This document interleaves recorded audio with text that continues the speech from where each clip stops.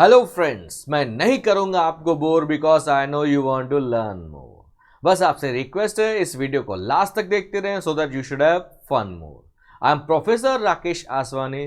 Study tips channel में मैं आप सभी का स्वागत करता हूं। फ्रेंड्स, आज का जो टॉपिक हम कवर करने जा रहे हैं उसका नाम है challenges before small scale industries. Challenges before small scale industries. तो स्मॉल स्केल इंडस्ट्रीज हैं, उसके सामने क्या चैलेंजेस हैं। फ्रेंड्स, अगर आपने मेरा स्मॉल स्केल इंडस्ट्री का पहले का वीडियो नहीं देखा तो उसको जरूर देखिएगा, उसका लिंक मैं आपको डिस्क्रिप्शन में दे दूंगा। इतना नहीं फ्रेंड्स, चैप्टर वाइज मैंने फोल्डर्स बनाए हुए हैं, तो जब भी आप स्टडी टिप्स चैनल पे क्लिक करेंगे तो होम पेज ओपन होगा, वहां पे प्लेलिस्ट करके देखेगा, वहां पे क्लिक करेंगे तो चैप्टर वाइज फोल्डर्स बने हुए हैं। उसमें क्या होगा, चीजें आपके लिए आसान हो जाएंगी। फिर भी आपको कुछ डाउट डिफिकल्टीज हैं तो मैंने जो है फेसबुक का अपना जो है आईडी दिया हुआ है। इतना ही नहीं, व्हाट्सअप नंबर भी आपको दिया हुआ है ताकि आप अपने डाउट्स यहाँ पे क्लियर कर सकते हैं। तो चलिए दोस्तों, स्टार्ट करते हैं challenges before small scale industries. तो सबसे पहले हम देखेंगे meaning of small scale industries. Small scale industries क्या है? Industries in India which are organised on a small scale.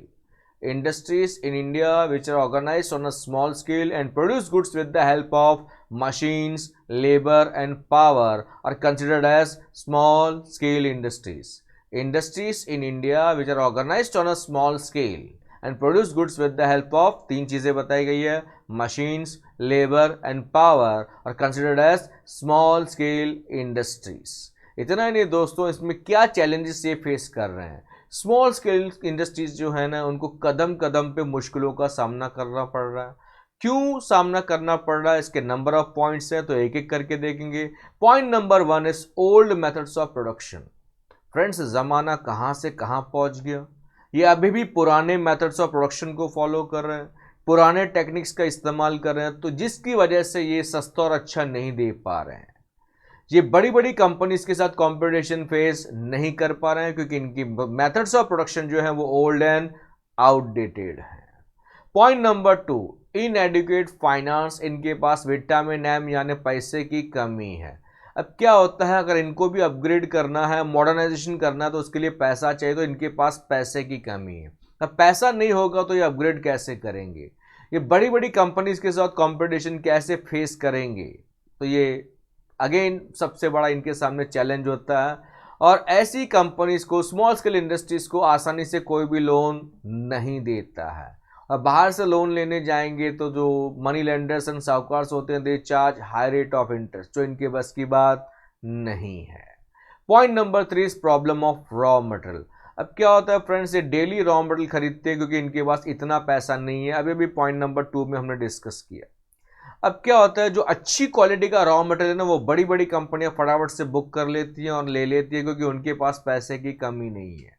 तो ये डेली रॉ मटेरियल के ऊपर डिपेंड करते हैं, तो वो हिसाब से कई बार इनको अच्छी क्वालिटी का रॉ मटेरियल नहीं मिलता है, तो कई बार लो क्वालिटी का मटेरियल वो यूज करते हैं, जिसकी वजह से इनकी फाइनल प्रोडक्ट की क्वालिटी पे भी असर पड़ता है।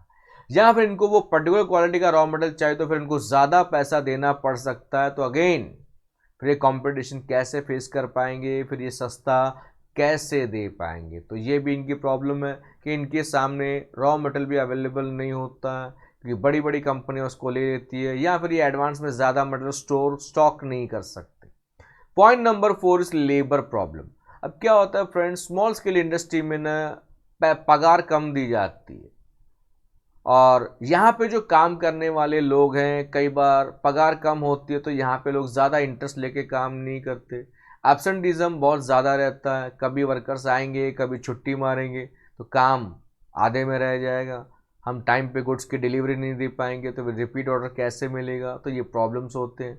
इतना ही नहीं, अगर कोई अच्छा लेबर हमारे पास काम कर रहा है तो उसको कहीं पर भी अगर अच्छा जॉब मिला, परमानेंट जॉब मिला, या शहर में उसको अच्छी कंपनी में जॉब मिल रहा है, बड़ी कंपनी में जॉब मिल रहा है, तो वो फटाफट से यहाँ से जो है स्विच कर लेगा, यहाँ पे जॉब छोड़ के चला जाएगा, जिसको हम बोलते हैं लेबर टर्नओवर।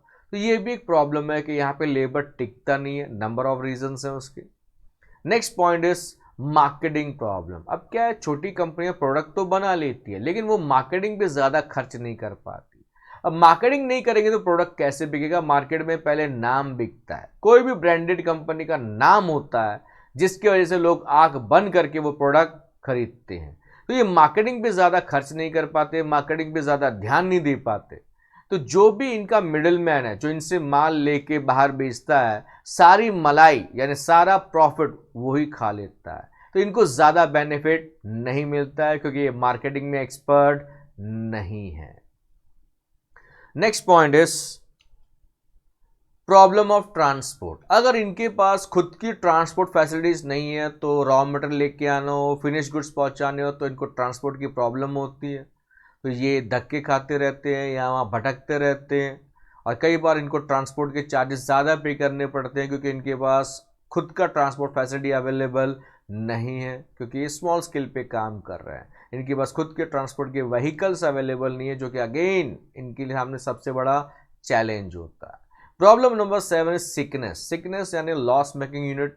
हमारे देश में कई सारी स्मॉल स्केल इंडस्ट्रीज सिक हैं यानी बीमार हैं। क्यों बीमार है? ये बीमारी इंटरनल भी हो सकती है, एक्सटर्नल भी हो सकती है। इंटरनल प्रॉब्लम क्या हो सकती है? हमारे पास पैसे की कमी है, लेबर हमारे पास नहीं टिक रहा है, यस, या हम मार्केटिंग पे ज़्यादा फोकस नहीं कर पा रहे, तो ये इंटरनल जो है सिकनेस है। एक्सटर्नल सिकनेस की बात क्या हो सकती है? बाहर से पैसा नहीं आ रहा है, अचानक से हमारे प्रोडक्ट की डिमांड कम हो गई, फैशन चेंज हो गया, हम बड़ी बड़ी कंपनीज के साथ कंपटीशन फेस नहीं कर पा रहे हैं। ऐसे कई सारे प्रॉब्लम्स होते हैं जो ये डे टू डे लाइफ में फेस करते हैं। तो maximum small scale industries are sick units. Next point number 8 is power shortage and irregular supply. Point number 8 is power shortage and irregular supply.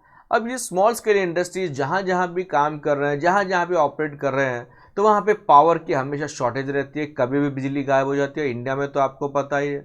और सप्लाई जो है इलेक्ट्रिसिटी का वो irregular है, यानी पावर में फ्लक्चुएशन होते रहता है। तो ये लोग बेचारे काम कैसे करेंगे? इनके पास जनरेटर बैकअप भी नहीं होता है क्योंकि इनके पास विटामिन एम की कमी है। तो ये बहुत मुश्किल से चीज़ों को फेस करते हैं और जैसे तैसे अपने बिजनेस को चलाते हैं। पॉइंट नंबर 9 तो सबसे खतरनाक है, ग्लोबल कंपटीशन। एलपीजी की वजह से 1991 में एलपीजी लाया गया था, लिबरलाइजेशन, प्राइवेटाइजेशन, ग्लोबलाइजेशन।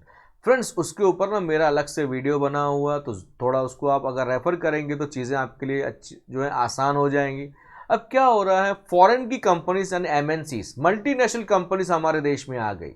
अब इतनी बड़ी कंपनी के सामने ये छोटी कंपनी का टिक पाना इतना आसान नहीं है। इन छोटी कंपनीज को इन बड़ी बड़ी कंपनीज के साथ कंपटीशन फेस करना होता है, जो कि बहुत ही तकलीफ वाली बात होती है। बेस्ट एग्जांपल में एक मामूली सा प्रोडक्ट वेफर का ले लेते हैं।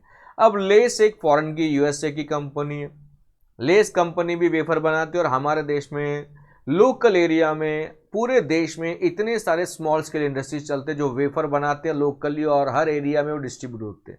तो इनकी क्वालिटी एक्सेट्रा ये कंपटीशन फेस करते हैं बड़ी बड़ी कंपनीज के साथ, और ये इनके लिए सबसे बड़ा चैलेंज होता है क्योंकि बड़ी बड़ी कंपनियां बीच बीच में कई तरह के मार्केटिंग करने के लिए स्कीम्स वगैरह निकालते रहते हैं और वो हिसाब से वो लोग अपग्रेड करते हैं, मार्केटिंग रिसर्च करते हैं, जो इनके लिए कई बार पॉसिबल नहीं होता है क्योंकि इनके पास ना तो इतना पैसा है ना ही इनके पास वो सोर्स है। तो friends, these were the challenges before the small scale industries. उम्मीद करता हूं कि ये मेरा वीडियो आपको अच्छा लगा रहेगा। इसको लाइक करें, शेयर करें, सब्सक्राइब करें। Thank you all for your love and support.